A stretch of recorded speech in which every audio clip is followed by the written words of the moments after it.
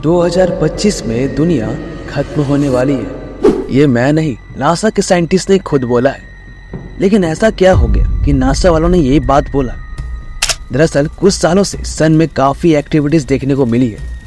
इसलिए नासा ने 12 अगस्त 2018 में सन को स्टडी करने वाला एक मिशन लॉन्च किया था, जिसका नाम पार्कस सोलर प्रोब मिशन रखा गया।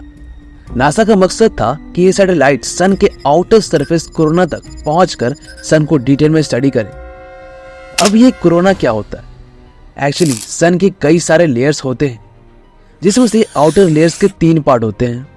पहला फोटोस्फीयर, दूसरा क्रोमोस्फीयर और तीसरा कोरोना। और ये कोरोना स्पेस में मिलियंस ऑफ किलोमीटर्स में फैला हुआ है। और जनरली क्या होता है, सन बहुत ही हॉट और ब्राइट होता है, इसलिए कोरोना हमें दिखता ही नहीं है। जब सोलर इक्लिप्स होता है तो हम कोरोना लेयर को एक रिंग की तरह देख पाते हैं, और ये लेयर सन का सबसे हॉटेस्ट लेयर होता है।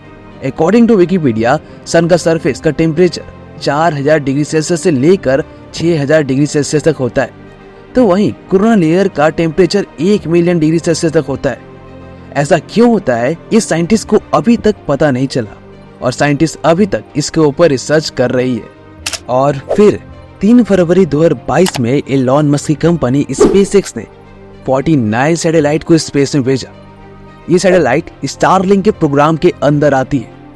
उनका मिशन पूरी पृथ्वी में हजारों स्टारलिंक के सैटेलाइट को लगाना था, जिससे पृथ्वी के हर एक कोने में वो बेस्ट नेटवर्क प्रोवाइड कर सके।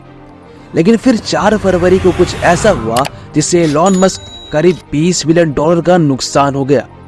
दरअसल लॉन्च से 4 दिन पहले साइंटिस्ट ने सन में कुछ एक्टिविटी को डिटेक्ट किया था। यह एक्टिविटी सोलर स्टॉर्म या जियोमैग्नेटिक स्टॉर्म के कारण हुआ था। कुछ दिनों के बाद ये स्टॉर्म अर्थ तक पहुंचा, जिससे स्टारलिंक के 40 सैटेलाइट डिस्ट्रॉय हो गए। जब साइंटिस्ट ने डिटेल में इस सोलर स्टॉर्म के ऊपर रिसर्च कर रहे थे, तब उन्हें कुछ ऐसा पता चला जिससे वहां का हर एक साइंटिस्ट शॉक हो गया। दरअसल सन के कोरोना लेयर में एक 8 लाख किलोमीटर लंबा गड्ढा मिला, जिसमें करीब 60 अर्थ आराम से फिट हो जाएंगे, और उसी से कई सारे सोलर स्टॉर्म्स निकल रही थी। अब चलो सबसे पहले हम ये जानते हैं कि सोलर स्टॉर्म होता क्या है और बनता कैसे है। सोलर स्टॉर्म नाम सुनते ही कुछ लोग सोचेंगे कि सन अपने अंदर से आग निकालता होगा, लेकिन ऐसा नहीं है। कहानी थोड़ी डिफरेंट है।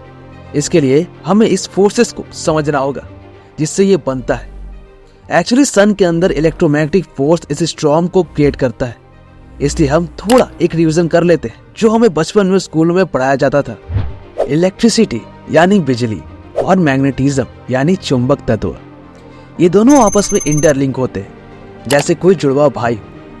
अगर किसी एक में भी इफेक्ट पड़ेगा तो दूसरे में भी इफेक्ट होगा। ठीक इसी चीज का यूज करके हम इलेक्ट्रिसिटी को बनाते हैं। जब हम किसी करंट कैरिंग वायर को किसी मैग्नेटिक फील्ड के पास ले जाते हैं, तो मैग्नेटिक फील्ड में कुछ चेंजेस देखने को मिलता है, जिसके कारण इलेक्ट्रिक करंट का निर्माण होता है। और इसी प्रोसेस से वाटर पावर प्लांट हो या फिर कोल पावर प्लांट या डीजल से चलने वाले जनरेटर, सभी में इसी प्रोसेस का यूज करके इलेक्ट्रिक करंट का निर्माण होता है। और इसका उल्टा भी होता है, यानी जब हम इलेक्ट्रिक वायर में करंट को पास करवाते हैं तो उसके आसपास मैग्नेटिक फील्ड बनता है। अब जैसा कि मान के चलो कि हमें अपना फैन ऑन करना है, तो सबसे पहले हम स्विच ऑन करते हैं। स्विच ऑन करने के बाद उसमें करंट फ्लो होता है, और करंट फ्लो होने के बाद उसमें मैग्नेटिक फील्ड बनती है, और फिर उसके बाद अंदर मैग्नेट और मैग्नेटिक फील्ड में धक्का मुक्की होने के कारण फैन घूमने लगता है। और यहाँ ये छोटा सा रिवीजन खत्म होता है। बस ध्यान रखना कि इलेक्ट्रिक और मैग्नेटिक फील्ड आपस में ये दोनों इफेक्ट करते हैं। अब आप सोचेंगे कि हम तो सन के बारे में जान रहे थे, लेकिन इससे सन का क्या कनेक्शन? वहां ना ही इलेक्ट्रिसिटी बन रही है और ना ही मैग्नेटिक फील्ड, लेकिन ये दोनों के सोलर स्टॉर्म से डायरेक्ट कनेक्टेड है। सन के अंदर इलेक्ट्रिक और मैग्नेटिक फील्ड दोनों होते हैं, और ये दोनों के ही कारण सोलर स्टॉर्म बनता है। कैसे? उसके लिए हमें सन में थोड़ा जूम करना होगा। दरअसल पूरा यूनिवर्स एटम से बना है, और हर एटम में इलेक्ट्रॉन, प्रोटॉन, न्यूट्रॉन मौजूद होते हैं। इसमें ये इलेक्ट्रॉन नेगेटिव चार्ज का होता है, प्रोटॉन पॉजिटिव और न्यूट्रॉन न्यूट्रल चार्ज का होता है। और जब एटम के अंदर इलेक्ट्रॉन और प्रोटॉन इक्वल हो जाते हैं, तब ये एटम न्यूट्रल हो जाते हैं, मतलब उसमें चार्ज 0 हो जाता है। और जनरली हमारे आसपास की चीजें इसी एटम से बनी होती है, इसलिए हमें कोई करंट नहीं लगता। लेकिन सूरज के अंदर कुछ का अलग माहौल है। सन के अंदर काफी ज्यादा टेम्परेचर होता है, जिसके कारण वहां के एटम में इलेक्ट्रॉन रिलीज हो जाते हैं, तो एटम में चार्ज आ जाता है और ये एटम न्यूट्रल ना होकर चार्ज एटम में बदल जाते हैं और फिर सन के अंदर ये चार्ज एटम के तूफान बन जाते हैं। और ये चार्ज एटम के तूफान मैटर का एक अलग स्टेट होता है जिसे हम प्लाज्मा कहते हैं। मैटर के हमें सिर्फ 3 स्टेट के बारे में ही पढ़ाया गया है, जिसे हम सॉलिड, लिक्विड और गैस कहते हैं। अगर हम गैस को बहुत ही ज्यादा हीट कर दे तो उससे इलेक्ट्रॉन रिलीज हो जाती है और उसी से मैटर का 4th स्टेट प्लाज्मा बनता है। और सन पूरी तरह ये प्लाज्मा से ही भरा हुआ है और ये हीट से बना हुआ प्लाज्मा इलेक्ट्रिकली चार्ज्ड भी होता है। इसका मतलब वहाँ इलेक्ट्रिक फील्ड होगा और ये इलेक्ट्रिक फील्ड के मूवमेंट से ही मैग्नेटिक फील्ड बन जाता है और ये मैग्नेटिक फील्ड प्लाज्मा के सन के ऊपर फैला देता है, जिससे सन के सर्विस में कई जगह प्लाज्मा के लूप बनने लगते हैं और ये लूप मैग्नेटिक फील्ड में ट्विस्ट और बेंड होकर सोलर स्टॉर्म बनते हैं। बेसिकली 2 एक्टिविटीज है जो सोलर स्टॉर्म के बनने के पीछे की जिम्मेदार है। उसमें से पहला सोलर फ्लेयर्स। कई बार प्लाज्मा की उथल पुथल होने से हेवी रेडिएशन ब्रश निकलते हैं। और दूसरा कोरोनल मास इजेक्शन। कभी कभी ये प्लाज्मा लूप बहुत ही बड़े हो जाते हैं और वो टूटकर सन से निकल जाते हैं और ये प्लाज्मा बहुत ही स्पीड से सन से टूटकर बाहर निकलते हैं।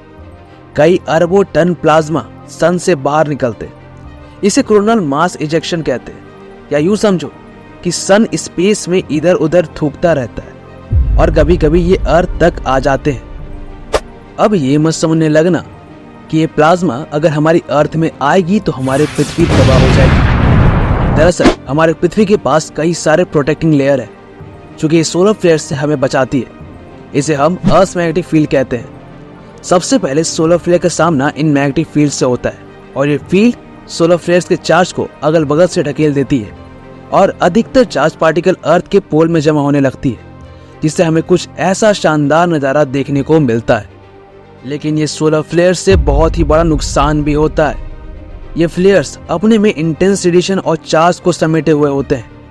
अगर ये रेडिएशन किसी इलेक्ट्रॉनिक डिवाइस में गिर जाए तो वो डिवाइस पूरी तरह डिस्ट्रॉय हो जाती है।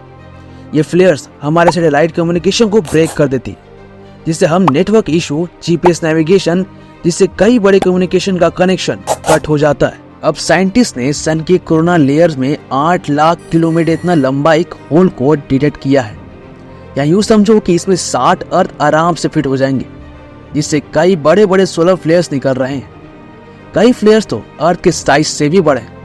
अभी तो इस होल से अर्थ की तरफ ज्यादा बड़े सोलर फ्लेयर्स तो नहीं आए हैं, लेकिन साइंटिस्ट के कैलकुलेशन के हिसाब से 2025 में ये कोरोनल होल से इतना बड़ा सोलर फ्लेयर निकलेगा कि ये अर्थ के मैग्नेटिक फील्ड और कम्युनिकेशन सिस्टम को पूरी तरह डिस्ट्रॉय कर देगा और जिससे पृथ्वी को कई बड़े बड़े डिजास्टर का सामना करना पड़ेगा। और साइंटिस्ट के अकॉर्डिंग हमें इस डिजास्टर से निकलने में डिकेड्स ऑफ ईयर लग सकते हैं। तो गाइस, वीडियो तो खत्म हो गए, लेकिन आपको क्या लगता है 2025 में सच में पृथ्वी खत्म होने वाली है या नहीं? कमेंट करके जरूर बताना। और अगर वीडियो अच्छा लगे तो वीडियो को लाइक करना मत भूलना और अपने चैनल को सब्सक्राइब भी जरूर से कर देना। मिलते हैं नेक्स्ट वीडियो में।